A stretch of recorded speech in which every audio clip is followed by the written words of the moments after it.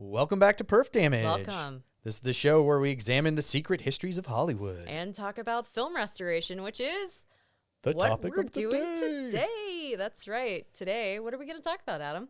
Well, we had a wonderful discussion with Bob Furmanek and Jack Theakston from the 3D Archive recently. That's right. About aspect ratios. And I know. Such a thrilling topic. Shockingly, people actually enjoyed that. I know. I was kind of shocked too. I mean, we enjoyed that. I mean, we definitely enjoy that. That's like one of our favorite things to talk about. But you guys seem to enjoy it too. So we thought maybe let's do a piggyback on that and we'll talk about a specific case study. Right. That we touched on a little bit in that episode, but we didn't really expand on because we had guests on. We wanted to talk with them more about their experience. Right, and we wanted to let them talk. Yeah, so we're going to talk today about The Country Girl. And this is a film that I worked on with a colleague of mine last year, a little while ago. And we ran into this issue where we had trouble trying to figure out what the aspect ratio was. And of course, this is from 1954. 1954. The year that Paramount actually switched over into widescreen. Very troubling year if you're trying to figure out widescreen. So anyways, we figured we are going to take you guys into a virtual restoration room with us and show you what it's like trying to figure out an aspect ratio when you're working on a movie like this. Yeah, so we're going to show clips. We're going to have those conversations like you have in the room. A restoration room. And you guys are going to be along for the ride. Yeah. Yeah, whether you like it or not. And hopefully you'll find it interesting. Yeah. So you'll get to see exactly why we make some decisions, and you'll get to see what this film looked like in different aspect ratios and understand why we went with 1:6:6. So, if any of that sounds interesting to you, sounds interesting to me. Stay tuned. Stay tuned.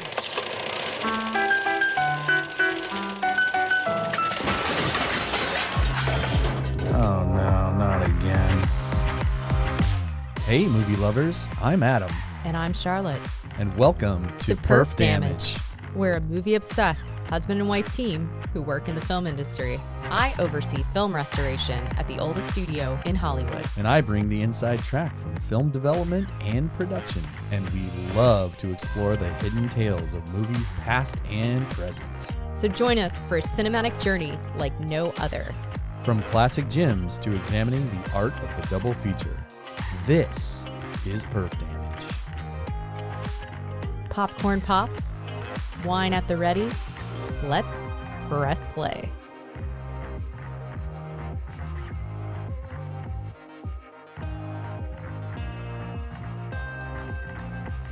So, The Country Girl. Well, do we want to give a little background? Do you want to? Nah. Yeah, I mean, let's talk about. Let's talk about why you picked The Country Girl. Well, what is The Country Girl? And what The Country Girl is. Yeah, exactly. Why don't you tell the folks what The Country Girl is? Or, hey, wait. Actually, let's just roll the trailer. Let's do that.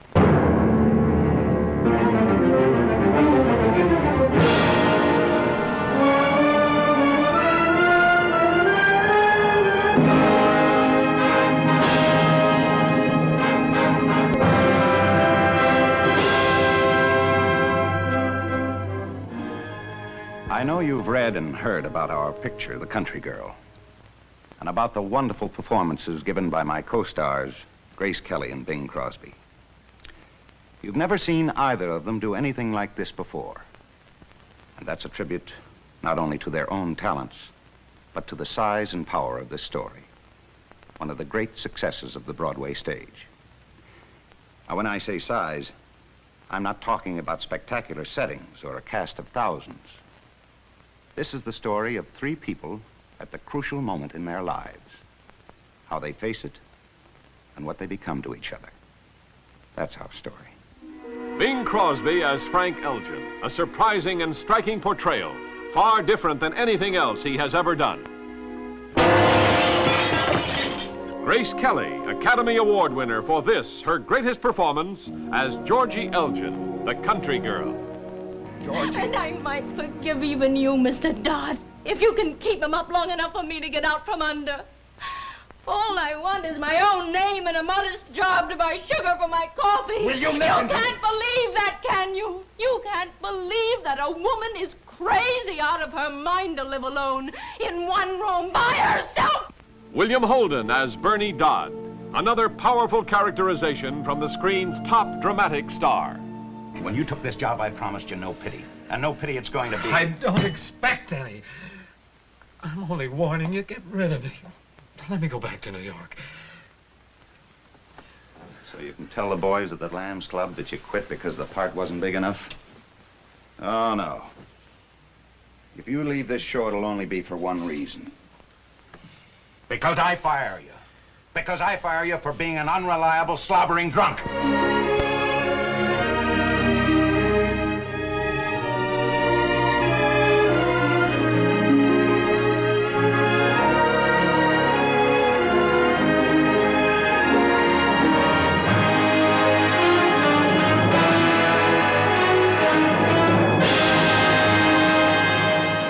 Film won multiple Academy Awards. Yeah, it was nominated for 7 Academy Awards. It won 2. Numbers. It was the only Academy Award that Grace Kelly ever won. Mm-hmm. In fact, a year later, she actually quit the business altogether. Yep, after winning. Retired. Yeah, and all the awards that it lost that year, it lost to On the Waterfront. Right. And the big runoff between Grace Kelly and Judy Garland. Garland that year. Everybody thought Judy Garland was like a shoo-in to win for That's A right. Star is Born. Yeah, she was nominated, and she was actually not present at the Academy Awards that year because she was in the hospital. She had just given birth to a son. Right. And I guess they sent people over there to cover it. the film crew. Yeah, the crew was over there The in case television she crew. won the award so that they could They're hand ready it to to go her with the camera. Yeah, and it didn't happen. And then so they're like, okay, so we got to pack up here. go. You mind? Congrats on the babe. Yeah. Awkward. Yeah. So that's what a lot of people remember from this year. Not really, yay, Grace Kelly, but, Judy was robbed. Yeah. Well, but besides Grace Kelly, we have Bing Crosby in the film and William Holden. Yeah. So it's Stellar a packed, cast. Yeah, packed film. So here's an interesting little fact about this film. This was actually the first film that Bing Crosby allowed himself to be dubbed into a foreign language when he's singing. So yeah, he was really protective of the Bing Crosby sound. Yeah, right? so usually if he's singing in a film, the language was going to be dubbed. It could be dubbed in the other language until his voice came on, and then the picture would have to be subtitled, so you would hear, if it was in French, the French actor would be speaking, and then as soon as he would start singing, it would be Bing Crosby's voice singing, and it would be subtitled. So this was the first film that he allowed that on, and I think part of that was because in Reel 1, there's a scene where Bing Crosby is auditioning, and he's doing a mix of talking and singing. Now. Well, you got a desk, Sergeant, down there. It's a little on the prod, a little on the muscle, a little on the cantankerous side, huh? Here's how we'll handle his case. Oh, with a cheerful song and a valentine and a sense of humor that scores, you're no longer in a spin. It's a great world you're in, and it's mine. It's yours. And it's hers. And it's his. Share it among your friends. If you got some of it on you, tell them where you got it, huh? One of the things that all the foreign offices were saying is that you're really going to break the magic here of the character if he keeps talking in this foreign language and then it's Bing Crosby singing a line in English and subtitled, and then our actor is dubbed again saying Talking the line, in talking, the language, and then he goes to singing again because there's a lot of talking, singing that's happening in this performance in the beginning. So I think that's what really convinced him to be able to, to allow them to do it. Plus, this film is really more about a down and out actor. It's more of a dramatic thing than about a singer kind of musical film. There are musical passages in it, but it's not a musical per se, right? Yeah. So the studio was very, very worried about getting the dubbing right on this because it was the first time that Bing had allowed his voice to be dubbed. I don't know what he ultimately thought of the dubbing. I never found that information out. No, all but the memos were just back and forth between the offices. Yeah, just about, we better get this right. We better spend the money to make sure that this is right because we don't want Bing to be upset with us and say we can never do this again. So. You like me? Doc, I think you're one of the most likable guys I ever seen. This was one that you looked at and you were like, man, I'm not familiar with this movie. Mm-hmm. So we watched it. And yeah, a couple of years ago, you know, because we always discover gaps in our film knowledge. Right. We've seen a ton of movies, but you can never see them all. And this is something, the more movies you watch, the more you realize that. And yeah, it's funny, you meet people that aren't as into movies and they always apologize. Oh, I haven't seen this. And like, dude, I haven't seen everything. Hey, I'm comfortable with the fact that I have gaps, you know? Yeah, we have gaps. Yep, everybody so does. This was a gap, and we thought, wow, look at the stars in this, the awards that it won. Yeah, and why isn't this better known? Why haven't we seen this? Yeah. So we watched it, and the transfer that we saw was just older. It wasn't from original neg.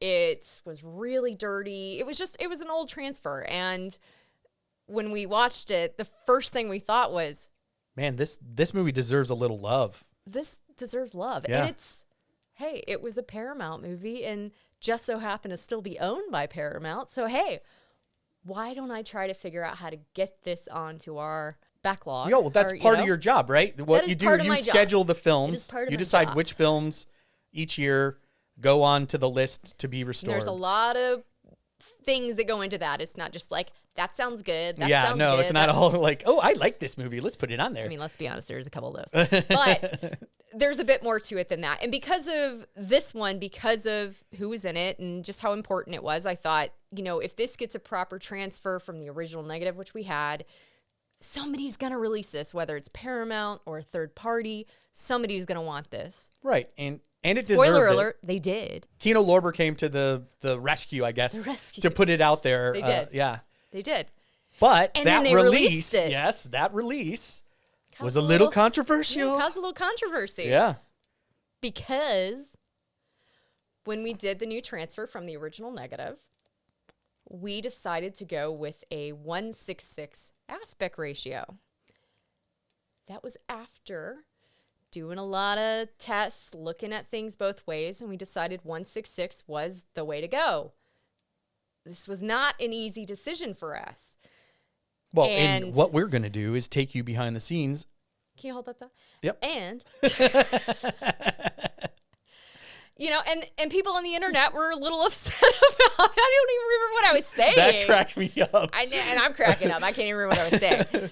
But no, seriously, I can't even remember what I was talking about now. Oh, I'm sorry. It's all good. So, anyways, we did 1:6:6.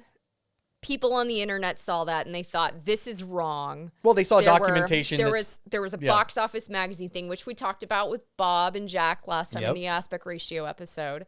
And that was that's a good resource for trying to figure out what the aspect ratio was.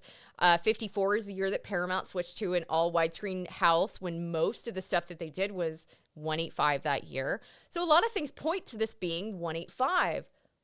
But it gets a lot more complicated than that because you see with The Country Girl, this film was in production a month before Paramount actually switched to that all widescreen. To the widescreen thing. before the dictum came down. They're like, all things are widescreen now. Yeah, it was exactly like just like that. They said it in that, with that they did. That they German went around, accent. They called everyone into a meeting. They said, and you will make all the films. No, they didn't do that. They didn't do that? Okay. Anyways, so yeah. So it's complicated because there's no official documentation in the studio notes. I look at the correspondence between that are in the studio notes, and there's nothing that officially says this is the aspect ratio. The only thing that it says is, hey, let's shoot this so we can show it in all these aspect ratios. Right, but they're, through research, you discovered that Shane, they were playing with different aspect ratios on Shane, which is another like really Well, great. that came out the year before. Right. But Well, they shot, and Shane is a different case because they shot that for 137, and then the studio decided, let's release this in 166, so they zoomed in on it. Right, but they'd come down to like their widescreen format being 166 at that point, right? Right. So they were shooting in 166, and then they switched to 185. So that was the thing. So yes, that's I see. That's why you brought. Yeah, that that's up. why I brought it up. Yep. Yeah. So that became the question: is it 166? Is it 185? Because we knew at 1954 it wasn't 137. Right. Yeah. That wasn't even. That a was question. long gone at that point. So it had to either be 166 or 185. So that was the question. So that's where we are. So that with that little bit of background. That's a lot of bit of background. Well, not really, not too bad. Yeah. Let's take people behind the scenes. Let's take them into the virtual studio. Let's go.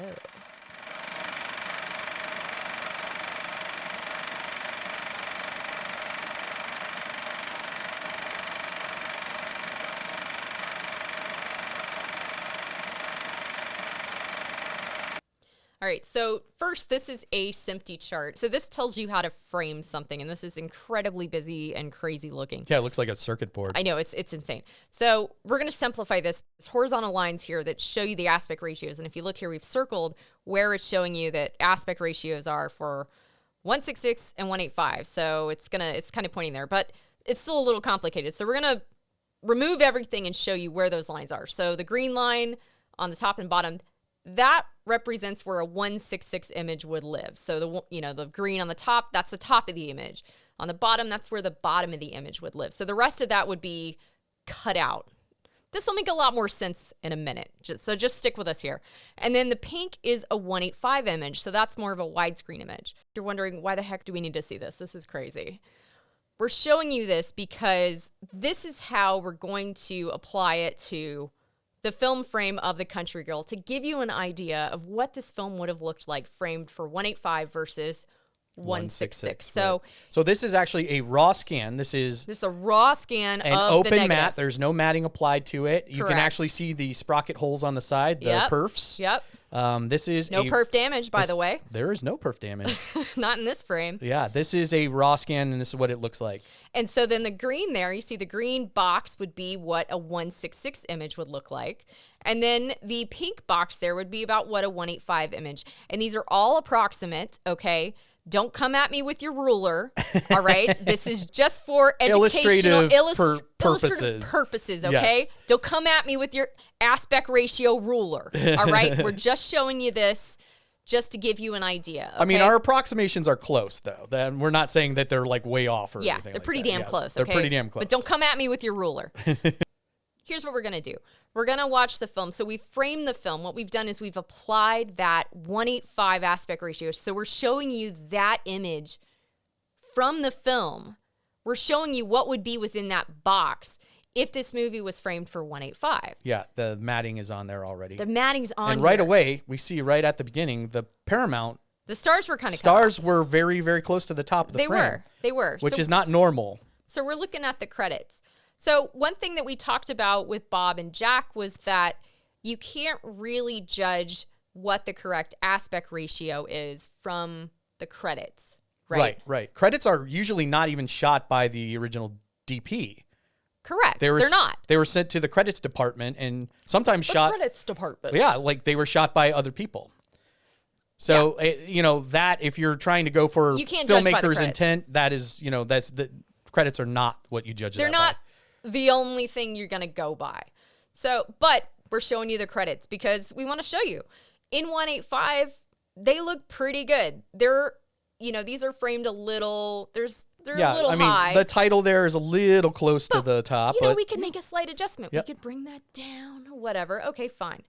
So let's jump ahead and then let's actually get into the film. So this is the beginning, the first scene. 185. The guy's head's getting a little cut off, when he walks in, bends down, stands up. His head's still getting, Bill Holden's chin gets to the bottom of the screen there. But we do see the cameraman adjusting the camera to the guy's action. So that's an indicator that, he's trying to frame. He's trying to keep things in frame. Correct. Yeah. All right, so jump forward a little bit further. Bill Holden gets up. So let's see. He's following the action here, but notice his head's sort of getting cut off. Why is he cutting his hair off like that? Yeah. Again, they adjusted the camera up to accommodate him in the frame when he stood up. But even here, with all the people in the shot, it still feels a little tight to me. Well, yeah, I mean, look at this guy. His front, shoulder disappears off the frame. Yeah. Edge. And here, Bill Holden stands up and his head's out of frame. And clearly, this is a planned camera move. I mean, this is a planned action because he had to walk away. That's in the script for him to storm off. And that just felt wrong. Okay, fine. But, So- that's just one scene. That's indicators. These are the things that are showing you that maybe 185 isn't right. But Yeah, so they're just learning to shoot in 185. Maybe they don't Little quite have it leeway, done. Yeah, they yeah. don't quite have it done yet. Yeah. So Bing Crosby comes out. But again, here, Bill Holden's head gets cut off.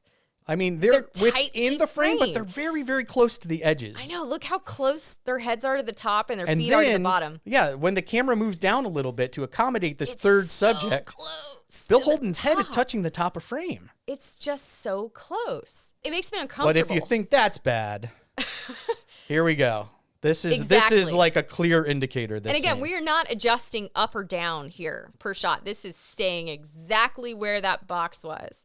Right. Okay. And as a cameraman, one of the things I want to bring up here, where Bing Crosby is being cut off is at the navel. And one of the things you never shoot as a rule of thumb is to cut someone off at the navel. It's very, very unflattering. So you always go either a little below the waistline or above the waistline. It's just not a good look. It's not a good look for anybody. Right. Just not aesthetically pleasing. So I know what you're thinking. You're thinking, well, the problem is we haven't given them enough headroom. Right. Right. You've center cut it. It's in the center of the frame. Right. You have a little room up to adjust up if you need to, right? Right.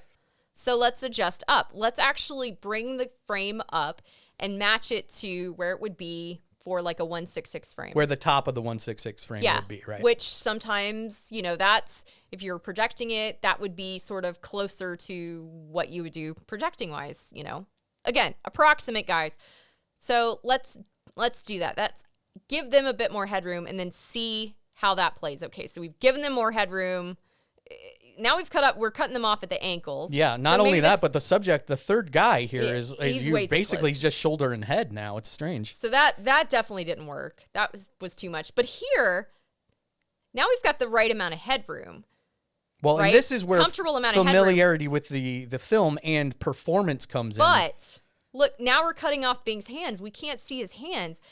And I think his hands are important in this scene because he's nervous. He's sort of playing with his hat a bit. He's fidgeting. And he also looks 4 feet tall now because of where it's he cutting does him. where it's cutting him. Again, that's like the worst case scenario, right at the waistline. So clearly that didn't work. So if the 185, where we were cutting it, that didn't work. The adjusted headroom, that didn't work. So just for kicks, let's see what it looks like in 166. All right, well, let's do it. Suddenly, Look at that. things just That kind of third subject snap. is actually established well in the foreground. They snap into place. Look, their conversation. No He's one's got cut. the adequate amount of headroom. You can see Bing's hands. Look at him. He's clearly he's kind of fidgeting and He's nervous. nervous. Performance is really important in this scene. He doesn't look 4 feet tall. What did Bob Furmanek say? He said suddenly things snap into place. They snap into place. This snapped into place. snapped. Look at that. Okay, but this is just one shot. Right. And we know one shot doesn't tell the story. So let's go a little bit further. Okay, so let's go. Now we've got Bing in his audition. So now we're back to the 185. The original 185 from the SMPTE chart. We're back at that. Look at that. We're cutting his head off there. The hat is lost. Look, the camera is moving here to accommodate him bending down and then standing up straight. Again, so when we were in that original color session, and this is originally how we had it framed, we're thinking at this point, there is no way. Look how uncomfortable Bill Holden looks. He looks like he's crammed in He's there. like, give me more room. I need 166. Oh, my head is getting cut Look, off. he looks uncomfortable. They all look so uncomfortable in that 185. It just, Bill just wants his hair to be in He frame. just He wants- just wants his he hair does. in frame.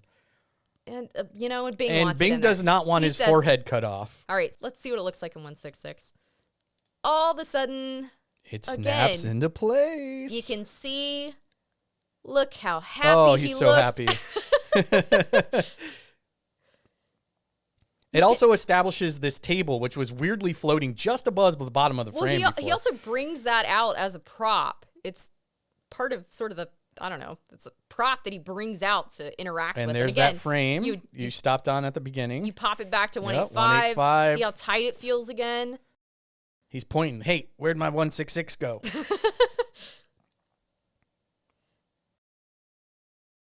Look at him dancing. But Look at that. 166. It just looks better. I'm biased, yes, but it just looks better. And Bing is so happy. Look how happy he looks. Not just better, it looks right. It's almost as if he knows. I mean, Look at how, look. see, No, that's if just that is pure not- joy. That is a I love 166 face right there if I've ever seen one. He has the freedom. He has the headspace. He's got it all. All right, so let's go back to the beginning then, and let's just really compare. Let's see those opening credits, what they look like at 185 and our 166 that got released. And you can see, and again, this is a approximate 185 that we've got here based on that SMPTE chart. It's pretty damn close. It works. It's fine.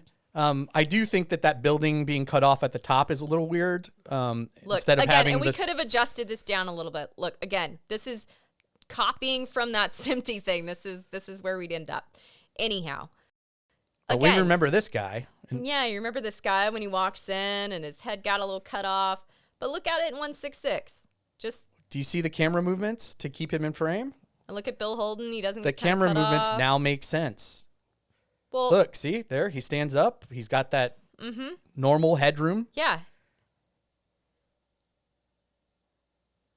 And then again, the Bill Holden scene when he gets up. Camera's following him, Yeah. keeping him in frame in 166. Mm-hmm. Look, his hair doesn't get cut off when he stands up straight.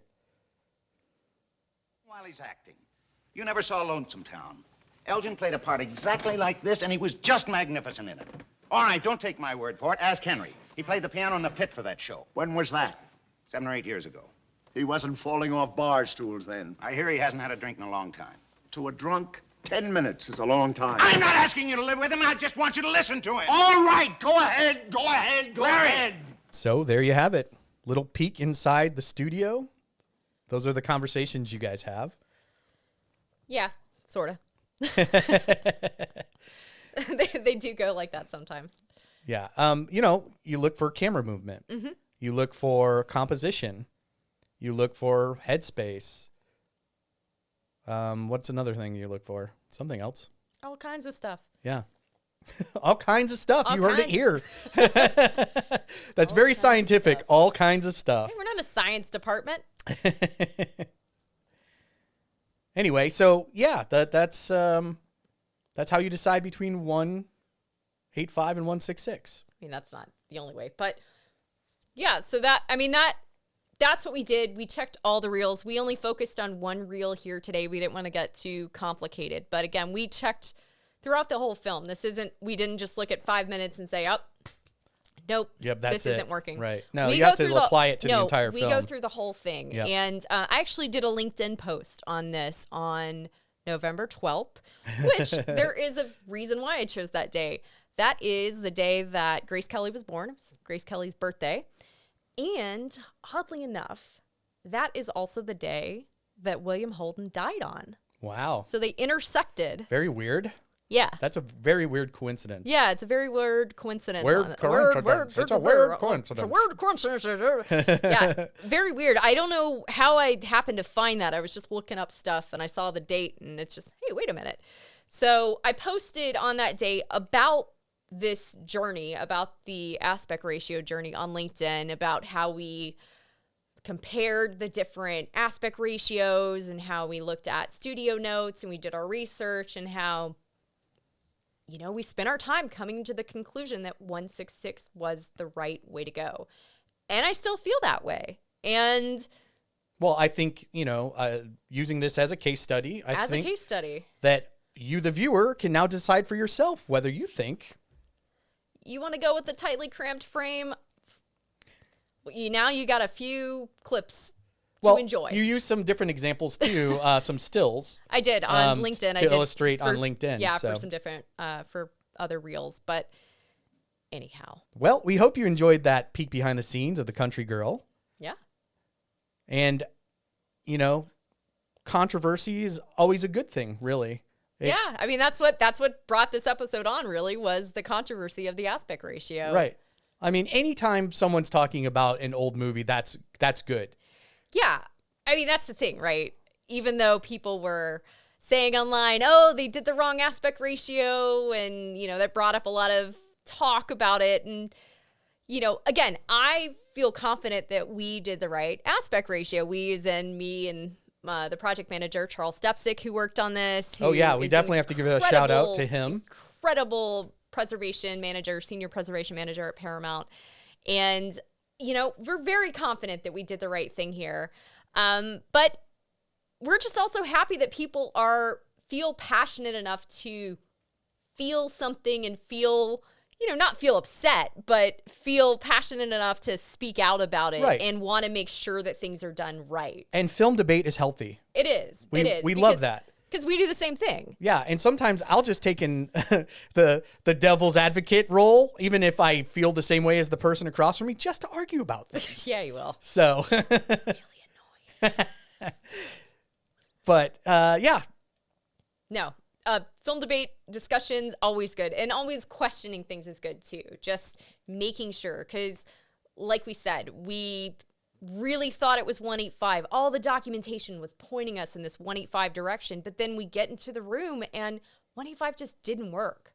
And this was not just me and Charles. This was the colorist. This was other people we were calling in saying, hey, can you look at this? What do you think? And everybody just felt this doesn't look right. This just doesn't look right. And again, we go through all the reels like this. This isn't just we check a spot or two and just make a call and, call it a day. Right. So we take our jobs very seriously because we always say every movie is somebody's favorite movie, and you want to try to do it justice no matter what it is, even if it's that stupid dummy that's in those Republic pictures. You know the thing I'm talking about. Yes, I know you've done a bunch of movies with that guy. But you know what? Dummy. That guy's somebody's grandpa. Oh, shut up. I want to think. Okay, Daddy. I'm not your daddy. Don't tell me you're my granddaddy. No. Your granddaddy was a maple tree. Well, if I did come out of a tree and no sap like you. Well, I'll tell you, Elmer, I don't like this business of herding a ghost. What, ghost? Let me out of here. So you're doing the good work, helping that family legacy live on. Yeah, all Republic Films. Doing that for Grandpa. Okay. That stupid dummy, though. Oh my God. All right. Well, I guess until next time, thanks for joining us here on Perf Damage.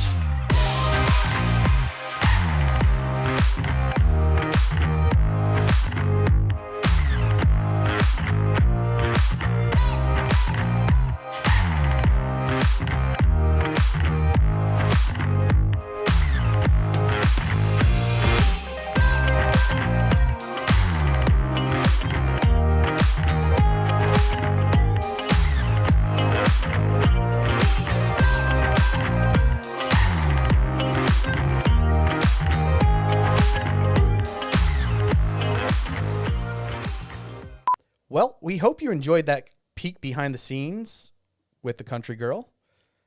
Yeah. I said, oh my God.